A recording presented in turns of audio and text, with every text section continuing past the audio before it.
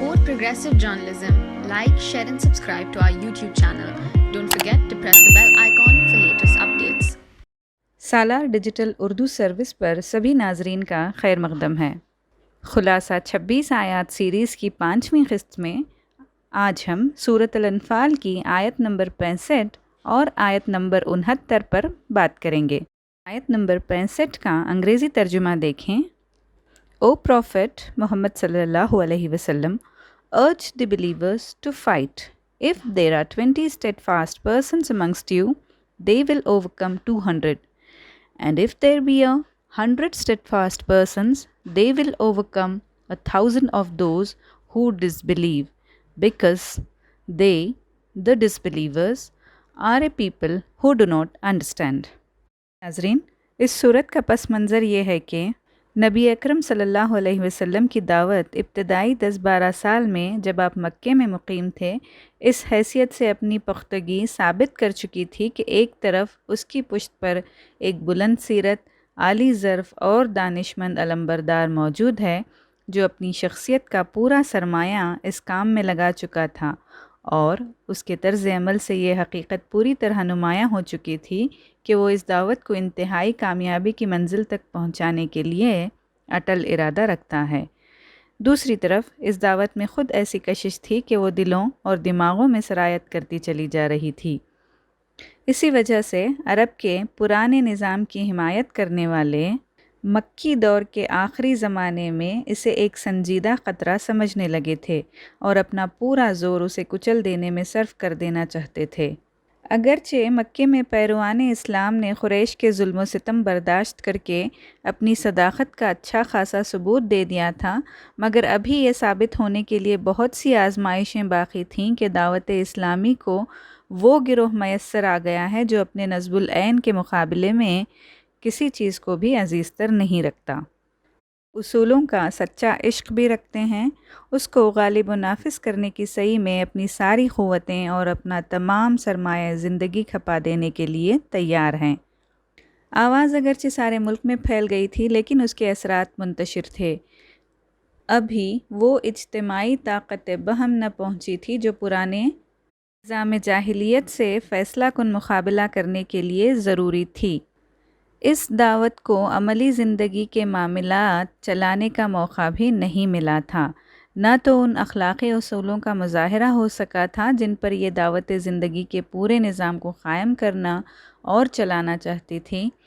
और न यही बात नुमायाँ हुई थी कि इस दावत का पैगंबर और उसके पैरुओं का गिरोह जिस चीज़ की तरफ दुनिया को दावत दे रहा है, उस पर अमल करने में वो ख़ुद किस हद तक रास्तबाज है। दूसरी तरफ अहले यसरब नबी सल्लल्लाहु अलैहि वसल्लम को महज एक पनाह गुज़ीन की हैसियत से नहीं, बल्कि खुदा के नायब और अपने इमाम व फरमारवा की हैसियत से बुला रहे थे। ऐन उस वक्त जब कि बैयत हो रही थी, यजरबी वफ़द के एक नौजवान रुकन असद बिन ज़ुरारा ने, जो पूरे वफ़द में सबसे कमसिन शख्स थे, उठकर कहा कि ठहरो ए अहले यजरब, हम लोग जो इनके पास आए हैं तो ये समझते हुए आए हैं कि ये अल्लाह के रसूल हैं, और आज इन्हें यहाँ से निकाल कर ले जाना तमाम अरब से दुश्मनी मोल लेना है। इसके नतीजे में तुम्हारे नौनिहाल क़त्ल होंगे और तलवारें तुम पर बरसेंगी। लिहाजा अगर तुम इसको बर्दाश्त करने की ताकत अपने अंदर पाते हो तो इनका हाथ पकड़ो, और इसका अज्र अल्लाह के ज़िम्मे है, और अगर तुम्हें अपनी जानें अज़ीज़ हैं तो फिर छोड़ दो और साफ़ साफ़ उज़्र कर दो, क्योंकि इस वक्त उज़्र कर देना खुदा के नज़दीक ज़्यादा काबिल कबूल हो सकता है। इस पर तमाम वफ़द ने बिल इत्तिफ़ाक़ कहा था कि हम इन्हें लेकर अपने अमवाल और अपने अशराफ को ख़तरे में डालने के लिए तैयार हैं। इसके अलावा इस सूरत में सबसे पहले उन खामियों की तरफ निशानदही की गई है जो अखलाक़ी हैसियत से अभी मुसलमानों में बाक़ी थीं, ताकि आइंदा अपनी मज़ीद तकमील के लिए सही करें। खुदा पर तवक्कुल और खुदा और रसूल की इताअत का भी सबक लें। मुशरिकीन और मुनाफिकीन और यहूद और उन लोगों को जो जंग में क़ैद होकर आए थे, निहायत सबक आमोज़ अंदाज में ख़िताब किया गया है। फिर क़ानून जंग व सुलह के मुताल्लिक़ वो अखलाक़ी हिदायत दी गई हैं जिनकी तौज़ीह इस मरहले में दावत इस्लामी के दाखिल हो जाने के बाद ज़रूरी थी। اسلام اول روز سے اخلاق پر عملی زندگی کی ایک بنیاد رکھنے کی جو دعوت دے رہا ہے، اس کی تعبیر واقعی عملی زندگی میں کیا ہے؟ کیونکہ اللہ کے نزدیک سب سے بدتر وہ لوگ ہیں جنہوں نے حق کو ماننے سے انکار کر دیا، پھر کسی طرح وہ اسے قبول کرنے پر تیار نہیں ہیں۔ ان میں سے وہ لوگ جن سے تم نے معاہدہ کیا، پھر وہ ہر موقع پر اس کو توڑتے ہیں اور ذرا خدا کا خوف نہیں کرتے۔ بس اگر یہ لوگ تمہیں لڑائی میں مل جائیں تو ان کی ایسی خبر لو کہ ان کے بعد جو دوسرے لوگ ایسی روش اختیار کرنے والے ہوں، ان کے حواس باختہ ہو جائیں۔ توقع ہے کہ بدعہدوں کے اس انجام سے وہ سبق لیں گے۔ یعنی یہاں خاص طور پر اشارہ یہ ہے کہ نبی اکرم صلی اللہ علیہ وسلم نے مدینہ طیبہ میں تشریف لانے کے بعد سب سے پہلے انہی کے ساتھ حسن جوار اور باہمی تعاون و مددگاری کا معاہدہ کیا تھا، اور اپنی حد تک پوری کوشش کی تھی کہ ان سے خوشگوار تعلقات قائم رہیں، اور دینی حیثیت سے بھی آپ یہود کو مشرکین کی بنسبت اپنے سے قریب تر سمجھتے تھے، اور ہر معاملے میں اہل کتاب ہی کے طریقے کو ترجیح دیتے تھے، اور اس کی مثالیں بھی واضح ہیں۔ لیکن ان کے علماء کی پیہم کوشش یہ تھی کہ یہ نئی تحریک کسی طرح بھی کامیاب نہ ہونے پائے۔ چنانچہ قریش اور دوسرے مخالف اسلام قبیلوں سے ان کی خفیہ سازشیں چل رہی تھیں، اور یہ سب حرکات اس معاہدہ دوستی کے باوجود ہو رہی تھیں جو نبی صلی اللہ علیہ وسلم اور ان کے درمیان لکھا جا چکا تھا۔ جنگ بدر کے بعد تو ان کے سینوں کی آتش حسد اور زیادہ بھڑک اٹھی۔ بدر کی فتح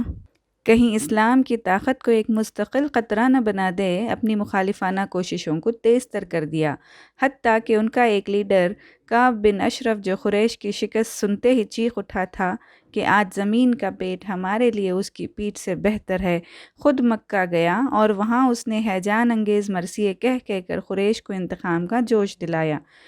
یہودیوں کے قبیلے بنی قینقاع نے معاہدے کے خلاف ان مسلمان عورتوں کو چھیڑنا شروع کیا جو ان کی بستی میں کسی کام سے جاتی تھیں، اور جب نبی صلی اللہ علیہ وسلم نے ان کی اس حرکت پر ملامت کی تو انہوں نے جواب میں دھمکی دی کہ یہ قریش نباشد ہم لڑنے مرنے والے لوگ ہیں اور لڑنا جانتے ہیں،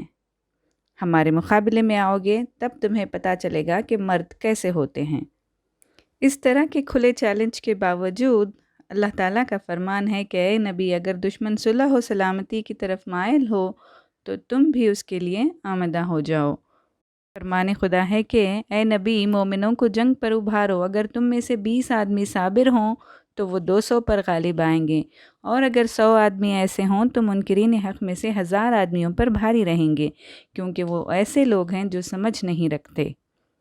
موجودہ اصطلاح میں جس چیز کو قوت معنوی یا قوت اخلاقی مورال کہتے ہیں، اللہ تعالیٰ نے اس آیت نمبر 65 میں اس کو فقہ اور سمجھ بوجھ انڈرسٹینڈنگ سے تعبیر کیا ہے، اور یہ لفظ اس مفہوم کے لیے جدید اصطلاح سے زیادہ سائنٹیفک ہے۔ جو شخص اپنے مقصد کا صحیح شعور رکھتا ہو اور ٹھنڈے دل سے خوب سوچ سمجھ کر اس لیے لڑ رہا ہو کہ جس چیز کے لیے وہ جان کی بازی لگانے آیا ہے وہ اس کی انفرادی زندگی سے زیادہ قیمتی ہے۔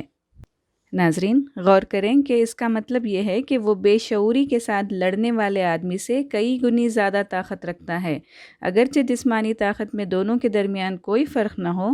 پھر جس شخص کو حقیقت کا شعور حاصل ہو، جو اپنی مستی اور خدا کی ہستی اور خدا کے ساتھ اپنے تعلق اور حیات دنیا کی حقیقت اور موت کی حقیقت اور حیات بعد موت کی حقیقت کو اچھی طرح جانتا ہو، اور جسے حق اور باطل کے فرق اور غلبہ باطل کے نتائج کا بھی صحیح ادراک ہو، اس کی طاقت کو تو وہ لوگ بھی نہیں پہنچ سکتے جو قومیت یا وطنیت یا طبقاتی نزاع کا شعور لیے ہوئے میدان میں آئیں۔ اسی لیے فرمایا گیا ہے کہ ایک سمجھ بوجھ رکھنے والا اور ایمان والا حقیقت کے شعور کی وجہ سے فطرتاً ایک کے بجائے 10 گنا طاقتور ہے، لیکن یہ نسبت صرف سمجھ بوجھ سے قائم نہیں ہوتی بلکہ اس کے ساتھ صبر کی صفت بھی ایک لازمی شرط ہے۔ اسی آیت میں اللہ تعالیٰ آگے فرماتا ہے کہ اب اللہ نے تمہارا بوجھ ہلکا کیا اور اسے معلوم ہوا کہ ابھی تم میں کمزوری ہے، بس اگر تم میں سے 100 آدمی صابر ہوں تو وہ 200 پر، اور 1000 آدمی ایسے ہوں تو 2000 پر اللہ کے حکم سے غالب آئیں گے۔ ناظرین، یہاں غور کرنے والی بات یہ ہے کہ اس کا مطلب یہ نہیں کہ پہلے 1 اور 10 کی نسبت تھی اور اب چونکہ تم میں کمزوری آ گئی ہے اس لیے 1 اور 2 کی نسبت قائم کر دی گئی ہے،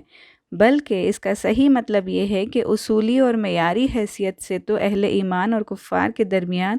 1 اور 10 ہی کی نسبت ہے، لیکن چونکہ ابھی تم لوگوں کی اخلاقی تربیت مکمل نہیں ہوئی ہے اور ابھی تک تمہارا شعور اور تمہاری سمجھ بوجھ کا پیمانہ بلوغ کی حد کو نہیں پہنچا ہے، اس لیے سر دست برسبیل تنزل تم سے یہ مطالبہ کیا جاتا ہے کہ اپنے سے 2 گنی طاقت سے ٹکرانے میں تو تمہیں کوئی تعامل نہ ہونا چاہیے۔ اس تفصیل کو سمجھ لینے کے بعد آیت نمبر 69 کا انگریزی ترجمہ دیکھیں ناظرین کہ enjoy what you have gotten of booty in war, lawful and good, and be afraid of Allah. Certainly, Allah is oft forgiving, most merciful. Urdu ترجمہ میں آیت نمبر 68 سے کروں گی۔ اگر اللہ کا نوشتہ پہلے نہ لکھا جا چکا ہوتا تو جو کچھ تم لوگوں نے لیا ہے اس کی پاداش میں تم کو بڑی سزا دی جاتی،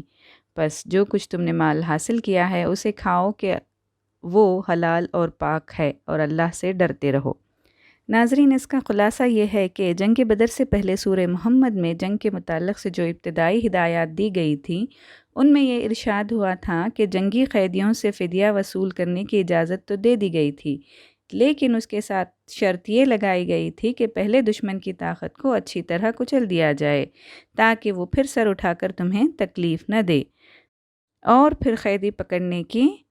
فکر کی جائے۔ اس فرمان کی روح سے مسلمان نے بدر میں جو قیدی گرفتار کیے اور اس کے بعد ان سے جو فدیہ وصول کیا وہ تھا تو اجازت کے مطابق، مگر غلطی یہ ہوئی کہ دشمن کی طاقت کو کچل دینے کی جو شرط مقدم رکھی گئی تھی اسے پورا کرنے میں کوتاہی کی گئی۔